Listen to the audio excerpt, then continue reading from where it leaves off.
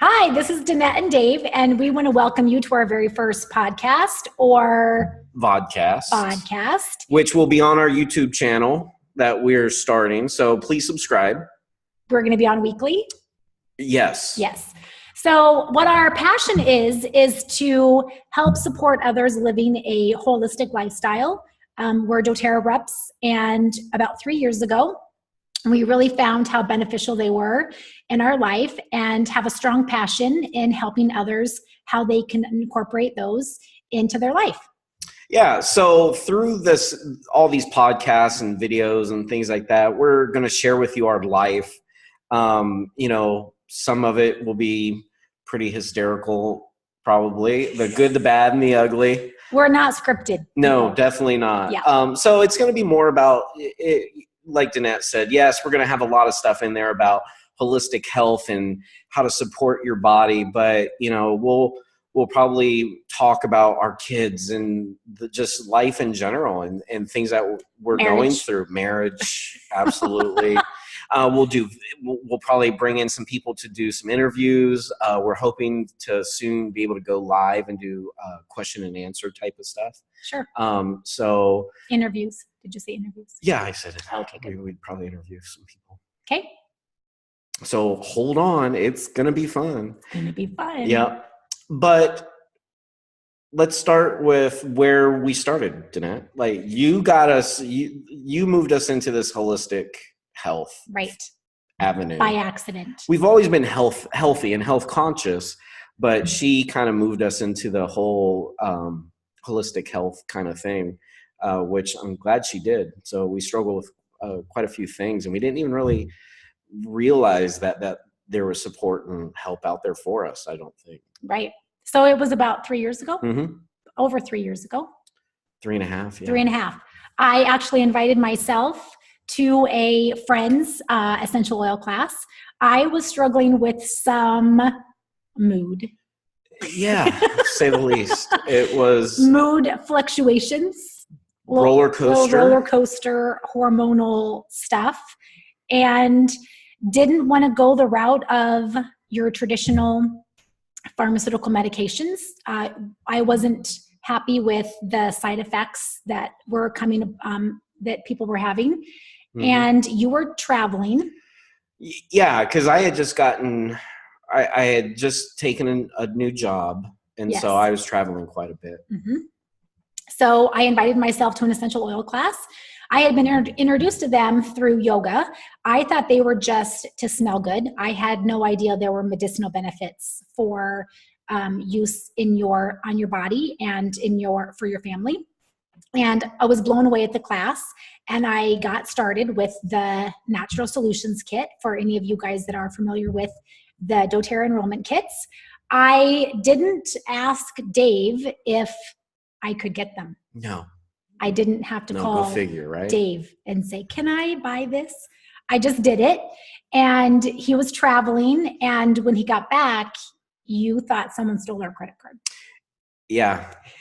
Because who's ever heard of doTERRA or doTERRA? So he calls me and says, I think someone stole their credit card. And I said, why? He goes, because there's this charge for doTERRA. I didn't eat there. I didn't stay there. I've never been there. I didn't buy anything from there. I had no idea what doTERRA was. And I said, or why they have 500 of my dollars. I said, it's a legit charge. It's mine. And you said, what?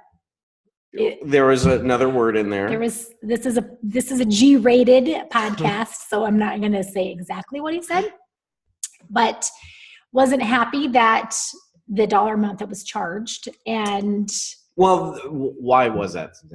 We were broke. Right. So Denette's background is for 17 years or 20 years. You ran a preschool. Mm-hmm.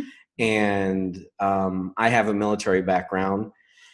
And so we were struggling to buy groceries. Yes. Which I think looking back, that was part of my emotional stress.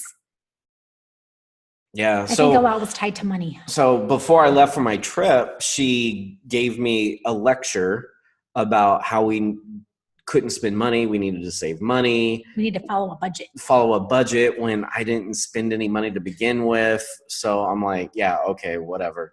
And then, so yeah, when I see a $500 charge, I'm like, oh my goodness. Right. So you weren't happy. No, I was not real thrilled by it.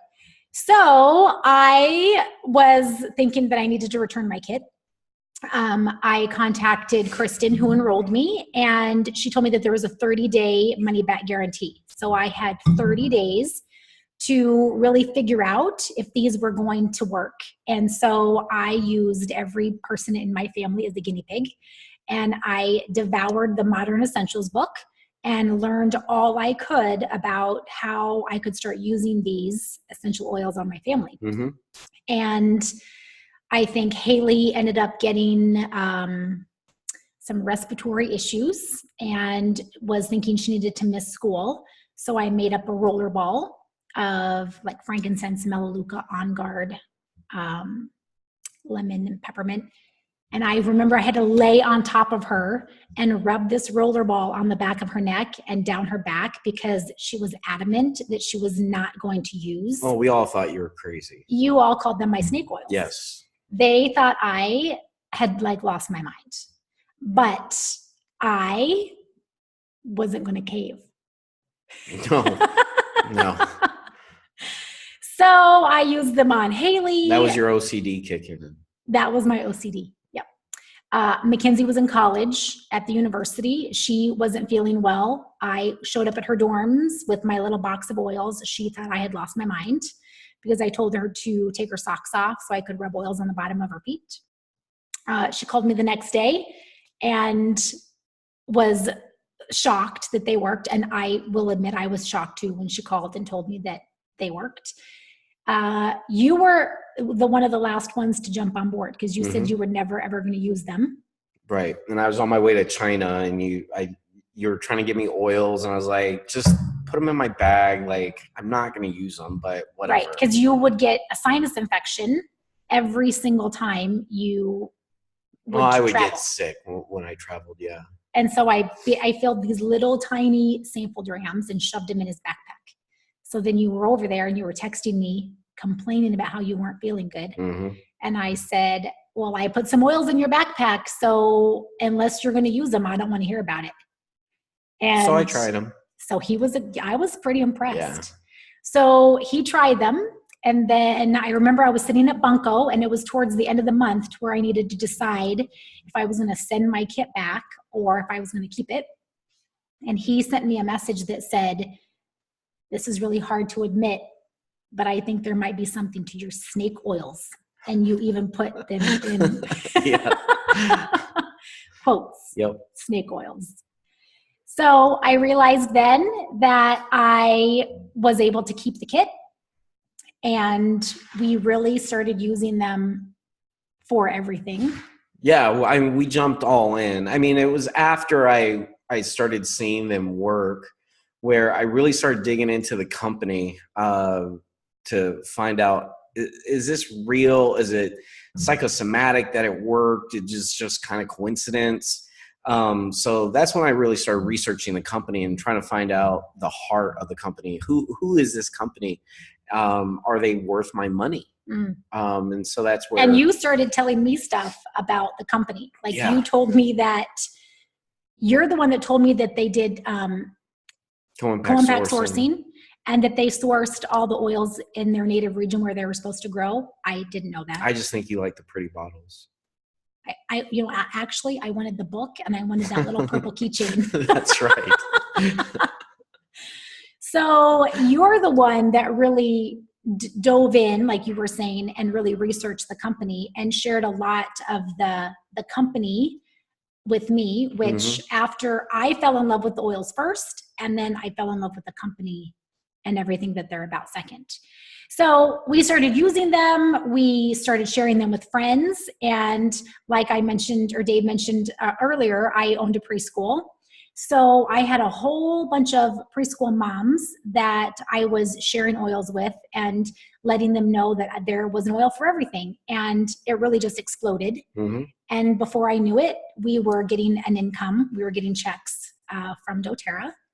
And we've never looked back. I mean, right. We've been able to get the support that we've needed, and it's truly changed our lives. It's changed the lives of our family as well. Mm-hmm.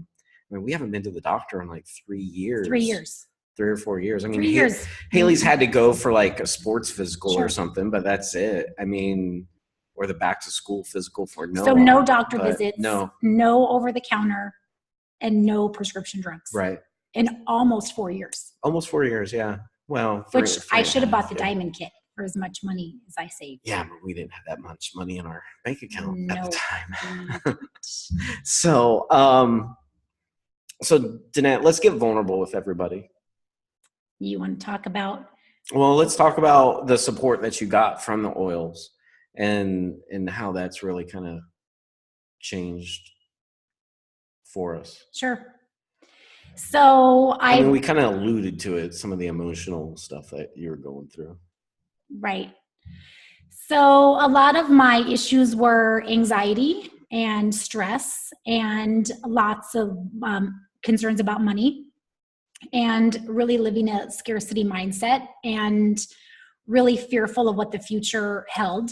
And I can say that with the support of the oils and obviously the Lifelong Vitality Pack, which we should probably talk a little bit about, when I was diagnosed with Crohn's. Oh yeah, that was good. So one of the main reasons why I have a huge love for my oils was about 3 years ago. I was diagnosed with Crohn's and they wanted to put me on a pretty intense medication that my doctor told me I had an elevated chance of getting lymphoma. I joke with people and I say I didn't have time for lymphoma. I would have been a horrible patient. I wouldn't have made my appointments. I wouldn't have followed the directions. I wouldn't have taken the prescriptions that they wanted me to. So I was really looking for a natural alternative to support the excess inflammation in my body and was given a protocol of ways that I could support my digestive system with holistic solutions. So I religiously took the Lifelong Vitality, the Terrazyme, the PB Assist, 2 drops of frankincense under my tongue. I did that religiously for about 3 weeks. I went back to my doctor. They took some blood work and told me that I had 0 inflammation markers in my blood and that the excess inflammation in the ileum, which is where Crohn's usually attacks, was gone. So I am definitely not saying that I have a cure for Crohn's, but what I have done is I have found the support that my body needs to get rid of the excess inflammation in my gut. And for 3 years, I am extremely consistent with that protocol. I haven't restricted my diet. I haven't had to go back to the doctor. I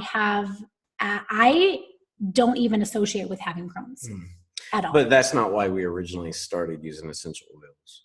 No, that was just, I think that it was brought into our life at that time because I needed that to combat what I had going on. Mm-hmm.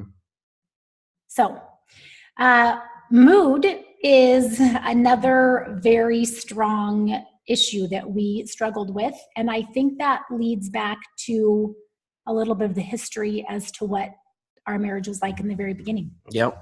Well, I need to get the charger.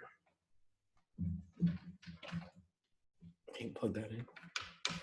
We got a low battery warning on the computer, so we thought we'd jump in.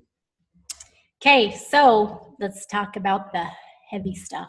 The good, the bad, and the ugly. So for those of you that don't know, Dave and I, this is our second marriage for both of us. Both of our first marriages ended in divorce. Obviously. And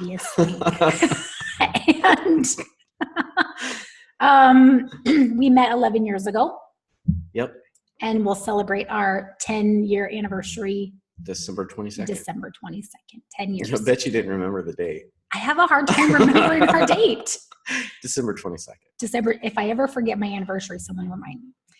Anyway, how soon after we were married did you leave for Iraq? We got married in December. I left into February, beginning of March. First week or two. Right. First week in March, I think.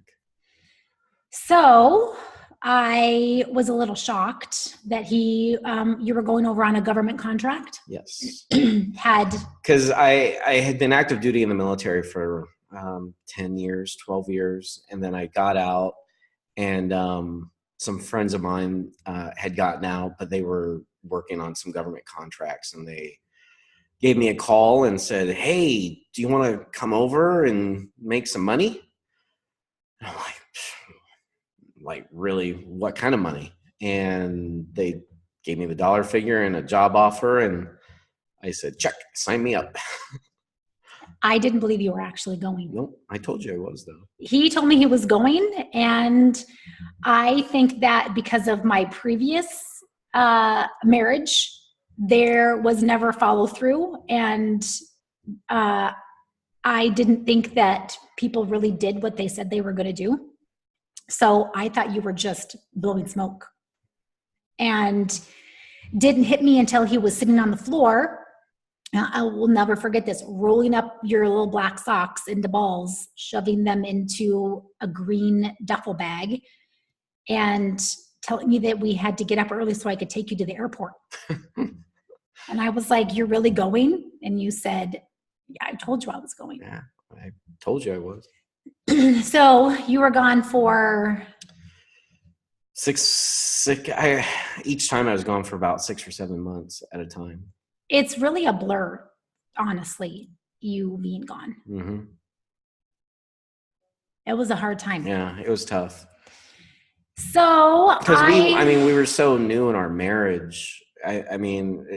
That's what made it really tough, is that we were so new in our marriage, and we never even really got to be married. And then, we didn't add that you already had 2 children when we got married. Mm-hmm. So here I come, and we're married, and then a month and a half, 2 months later, I leave for 7 months. Mm-hmm. So it was tough.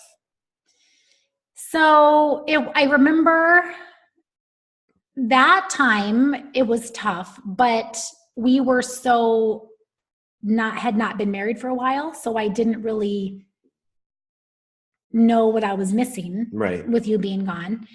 Then you came home. Yeah. And then I don't even remember. Then how long were you home before you left again? 3 months. Because remember, I tried to work for a little bit here. Yes. And then there was just nothing for me. Again, the government contracts were in Iraq. And so I was able to utilize the career field I had in the military, which didn't really translate to a civilian job, so to speak. Even though I did have a bachelor's degree. That's what I finished when I got out of active duty. And then so the government contracts started flooding in to go to Iraq, and I was like, I've got a family to support now. I've really got to capitalize on this. And it's all I knew. It was what I was comfortable with. It was who I was. So yeah, I started taking those contracts. But then after that 7 months, I came home. I tried to work for 3 months or so, but I think that you were used to the pay that you got from contracting, and you were addicted to the adrenaline rush of being in combat. Adrenaline. I mean, yeah, but it was, for me, it was being with my brothers that were there. I miss that, and I always crave that, and I still do to this day. And getting married and then having 2 children was stressful, because you have Insta family. It was like add water and you got a family now. And you got to support all these people, and they're looking at you to support them. And not that I didn't want to, It was just, when you have a baby, you kind of work up to that, you know what I mean? But when you have, Haley was 6, and Mackenzie was 11. And so you have like this Insta family, and they have wants, needs, and you got to take care of them. You got to take care of your wife. So yeah, the money was good because I got paid what I don't want to say I got paid what I was worth, because I still think I was worth more than what I got paid, but I got paid a good salary that allowed me to do something I love, be with the people, these guys that I loved, and then be able to support my family at the same time. So when did Noah come in? So I was home for 7 months, or I was gone for 7 months. Yep. You came home on a leave. He got pregnant, or you got pregnant during that 3 months. That you were home? Yep.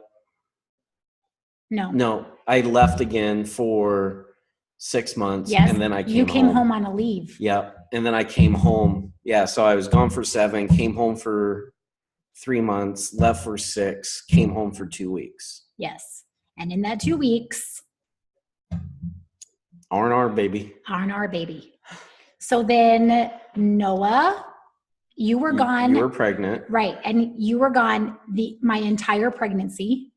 Yep. And then you came home 2 days before he was born. Yep. And then you stayed home for a week. I was home for 2 weeks. 2 weeks. And then you left. Yep. And you were gone his entire first year. I came back for his first birthday. Right. So. And that was hell. Yeah. So all in all, it was like 4 years of coming and going and never being around. I don't even honestly, I can't even remember those times. Yeah, it was a lot of trips to the airport. Yeah, that was a hard time. And I would say, even as difficult as that was, having you come back, that was really hard too. Yeah. Because we didn't know each other. No, and if anyone's ever had a husband or a wife that goes away on a deployment, you sort of start being self-sufficient, and you start taking care of things, and you get into a routine, and you get used to relying on your parents and friends to help take care of things. Mm-hmm. And then when you came home, you were trying to fit into what your role was, but we had this already established system, and it was trying to acclimate you to Noah, who was a year, that didn't have any idea who you were. Oh, R&Rs were hard. Remember that? I mean, I still never felt like I fit in, because you guys were off doing your thing, and so even R&Rs. But yeah, I mean, Noah didn't even really know who I was. No, remember I told you that when you came home from the airport, you needed to bring a bag of Cheetos? Oh yeah. So he would come to you? Yeah. Because he loved Cheetos. Yeah. Yeah. Then I think that we need to do the next podcast on living through PTSD. Yeah, that was tough. I think that needs to be its own show. Its own show? Yeah. Okay. All right. So that's a little bit about Dave and Denette before oils, how they got started, and a little bit about... How did you feel while I was gone? We're going to do that now? No, just... Obviously, they know I dealt with some stuff, so what kind of stuff did you feel when I came back? After you came back? Because you had to deal with some of that stuff. I know that one thing, that we went to go see American Sniper. Oh, that was yeah. Right. But I remember watching that movie, taking me back to how I felt, being really angry that I felt you were choosing to go over there rather than be home with me. So tune in for our next podcast. Thank you, everybody. Thanks, guys.